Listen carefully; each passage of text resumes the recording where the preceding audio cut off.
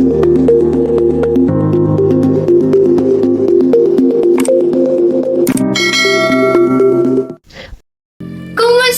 mga ka-diskarte chicks?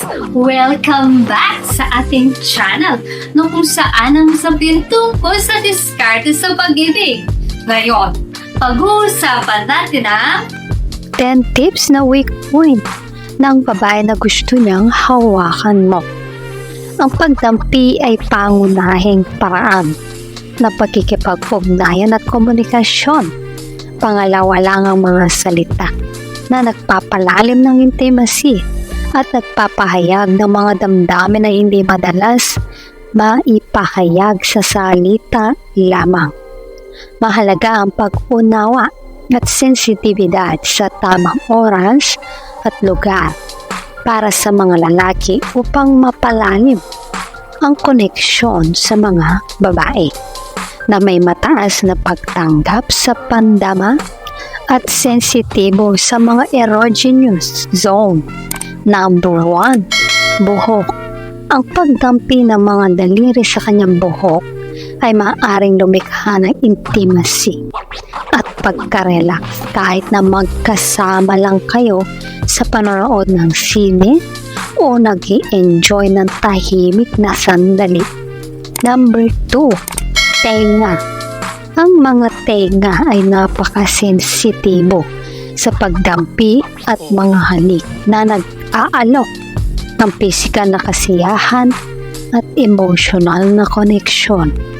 Number 3, leeg. Ang mga magaang pagdampi o halik sa leeg ay maaaring maging sensual at nakakapagpapalakas ng loob. Kaya't ito ay isang popular na pagpipilian para sa intimate na mga sandali. Number 4, arms o bisig. Ang paghawak o mahinang pagdampi sa kanyang mga bisig ay maaaring magpahayag ng pagiging malapit at kaginhawaan, lalong-lalo na sa mga casual o intimate na mga settings. Number 5, kamay. Ang paghawak ng kamay ay isang klasikong pagpapahayag ng pagmamahal na nagpapalakas ng malalim na koneksyon at katiyakan. Pero bago tayo magpatuloy, kung hindi ka pa nakakapag-subscribe, baka naman i-hit mo ng subscribe button. Now na! As in, now na! Number 6, wrist. Ang pagdampi o paghawak sa kanyang mga pulso ng mahinahon ay maaaring maging di inaasahang intimate at sensitibo na nagpapakita ng pag-aalaga. Number 7, labi. Ang paghalik o mahinang pagdampi sa mga labi ay direkta ngunit epektibong paraan upang ipahayag ang pagnanasa at pagmamahal. Number 8, baba ng legs. Isang mas intimate na lugar ang pagdampi sa baba ng legs ay maaaring magpahiwatig ng kahalayan at nakakapagpael, kaya't ito'y ay angkop para sa romantic na mga pagkakataon. Number 9, bewang. Ang paghawak o pagdampi sa bewang ay pinahahalagahan dahil sa intimacy at pagkilala sa kanyang kababaihan na kadalasang nagpapahayag ng pagnanasa at paghanga. Pero bago tayo magpatuloy, kung hindi ka pa nakakapag-subscribe, baka naman i-hit mo ng subscribe button. Now na! As in, now na! Number 10, tuhod.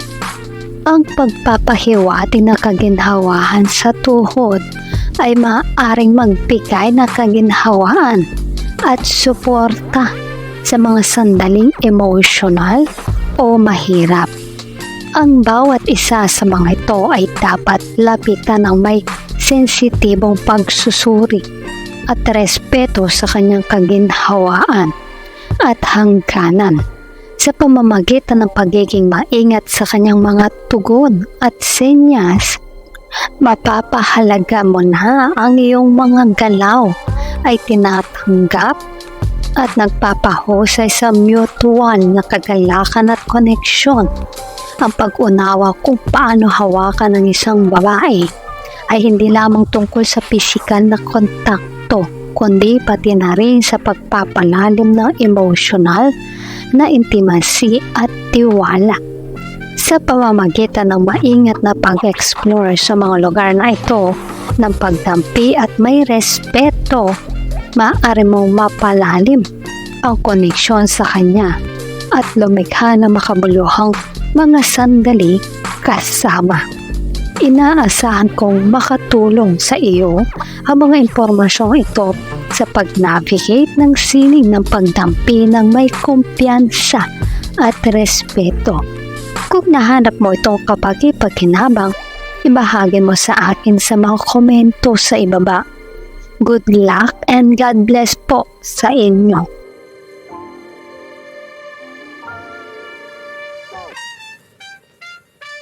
Kung nagustuhan mo ang video na ito, huwag kalimutang mag-like, share at subscribe para sa iba pang useful na content. Maraming salamat sa panonood. Hanggang sa susunod na video, ingat kayo palagi. Let's spread love.